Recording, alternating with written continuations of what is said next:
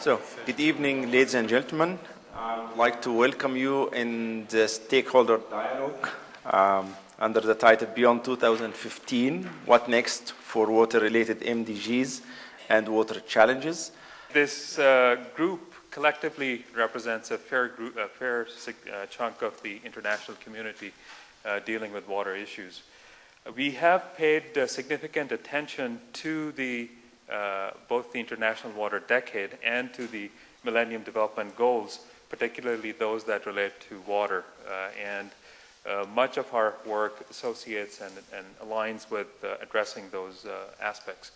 And we have already started looking at how we are addressing the MDGs at the moment. And one key item was the launch of the 5-year drive to sanitation, which was launched earlier this year in New York.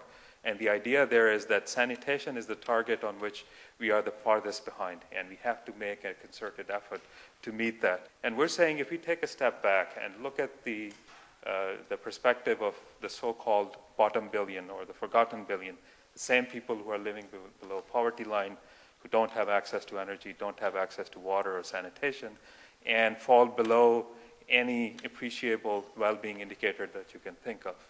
Federico said there is life after the MDGs, and so we have to think now about what we will have in terms of targets and indicators and how we're going to monitor those after that time, so that we get an orderly transition from one to the other.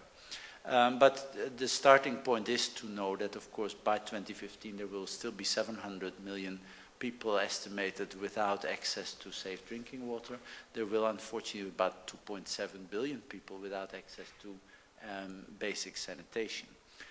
So on that premise, we developed the idea between WHO and UNICEF to have a first consultation on the issue of, how we're going to formulate targets and indicators post-2015.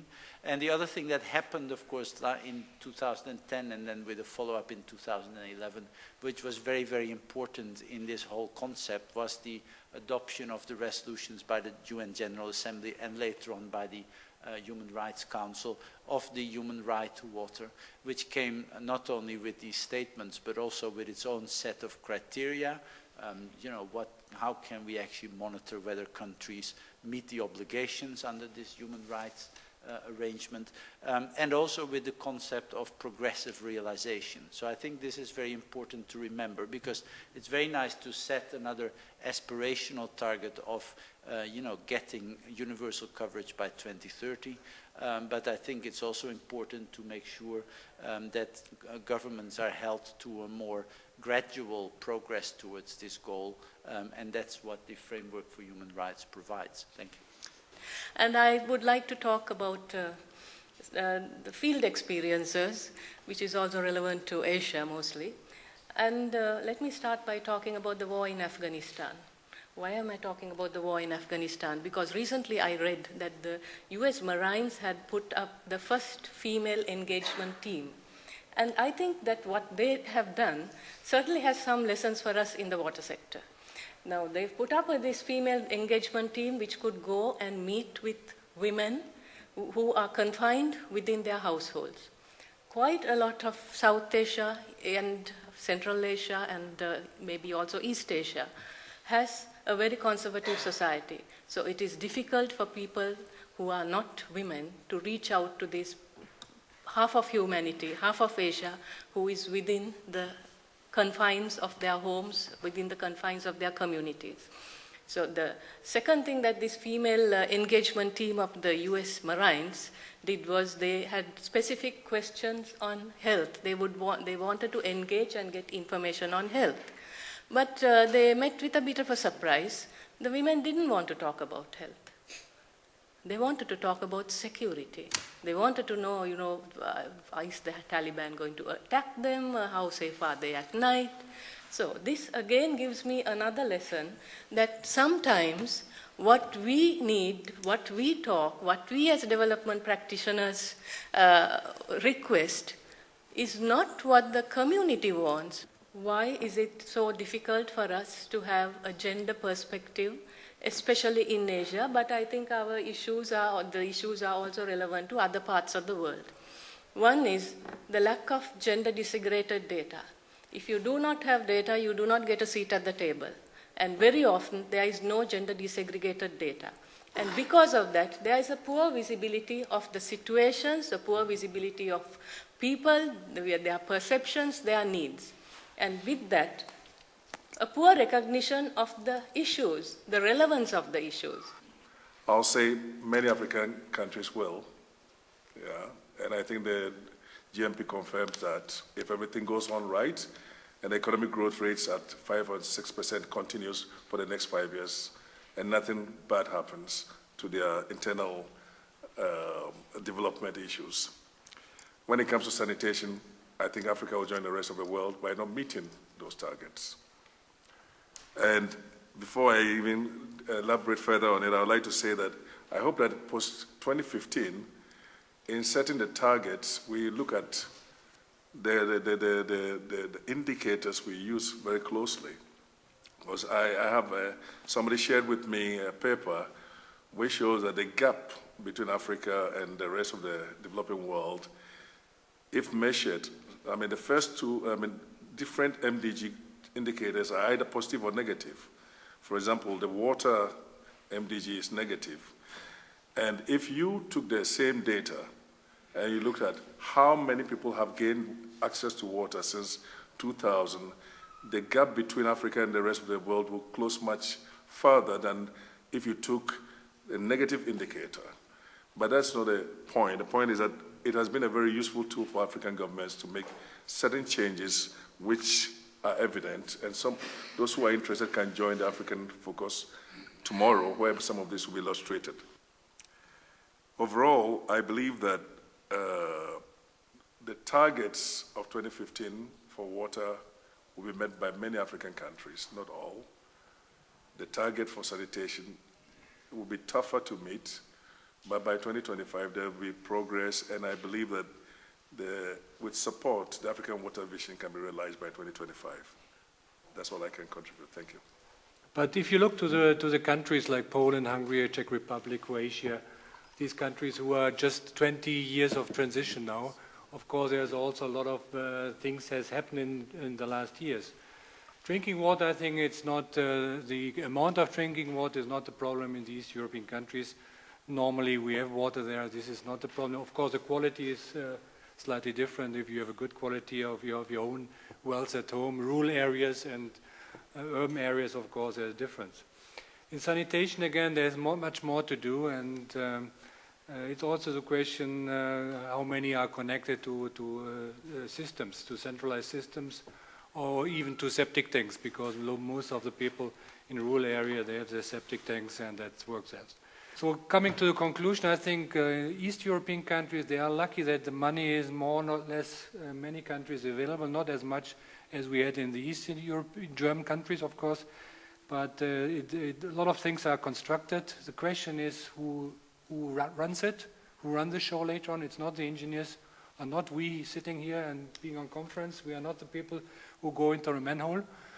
There must be other people who know how to do that. I think that is very important to keep a systematic approach. We have examples from China and from other countries where Germany built a lot of wastewater treatment plants, and after 2 years, 3 years, nobody wanted to see them anymore because they were rotten, nobody cleaned it, nobody repaired it. So what is the sense to make the investment if you don't have people who maintain it? So I very strongly want to recommend on this, because this is a capacity development, not only for the academics, but also for the workers who repair and maintain this infrastructure. Thank you very much. My name is Josefina Maestu. I am the director of the UN Water Decade Program on Advocacy and Communication. I have a question for Robert Boss. Robert, you mentioned that, the resolution on water as a human right has made a difference, that they have already, there is some criteria there, that criteria is being used really to produce these indicators, this set of indicators. But you haven't really tell us anything about any specific examples of the kind of indicators that may that you may be developing to look into accessibility, safety, affordability, sustainability. Is there anything else you can tell us about that? Josefina, no, I think that we're now at the stage where we have to start the debate on how to develop these targets and indicators. And that's why I refer to the fact that the JMP has organized some task forces already that responded to earlier requests. Like, I think the one that probably panned out best was the one on water quality, so that has to do with safe drinking water, where we looked at the need to develop rapid techniques that can, and affordable techniques that can test drinking water quality in the context of household surveys. Maybe expand on an experience we had as JMP with the rapid assessment of drinking water quality in a number of countries. And also see how we can use information that is available with drinking water quality, drinking water regulators in many countries who routinely do surveys of drinking water quality, but particularly in urban areas. Hi, my name is Kate Norgrove. I'm Head of Campaigns at WaterAid. I just had a question for the colleague from JMP. Sorry, I didn't catch your name. You talked about a smooth transition to post-2015, and yet it seems to me that all the evidence on creating global agreements at the moment are that it's not at all a smooth process. Sue Yardley from NGO Tier Fund in the UK.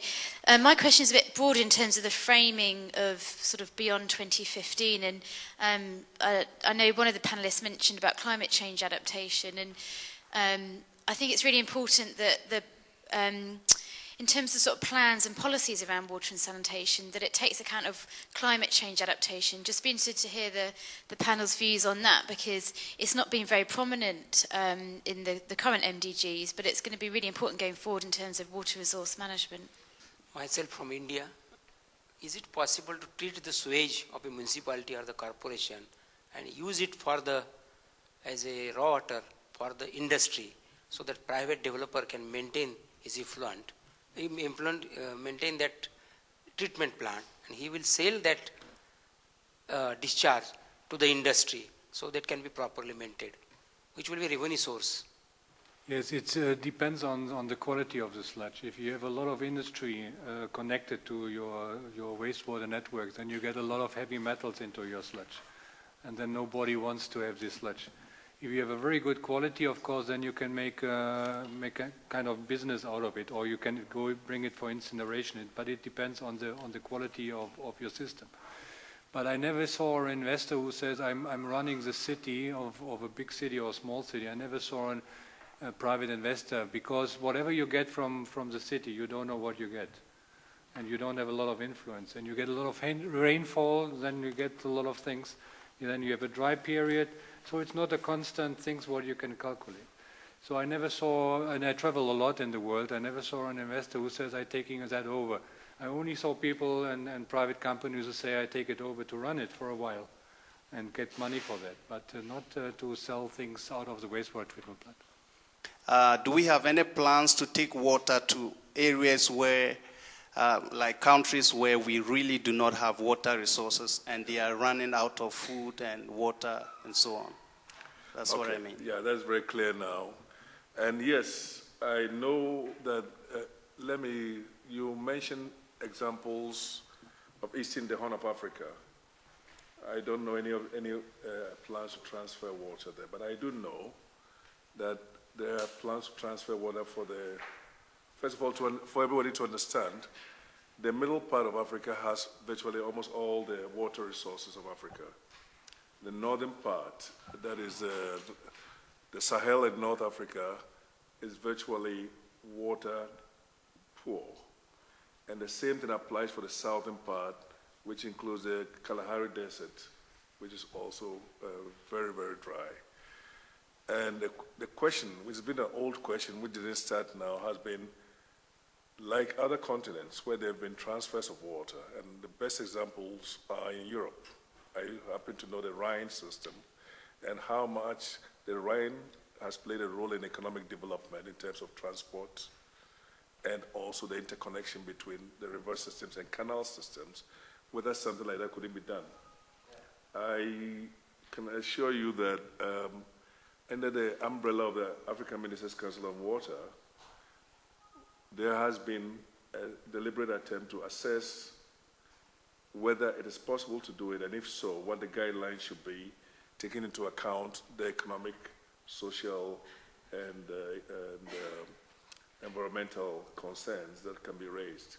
And a good example of it, at least on the paper stage, is the proposed transfer from the Congo River, which comprises about 40% of all Africa's surface water resources, to the Lake Chad, which has shrunk by about 90% since 1973.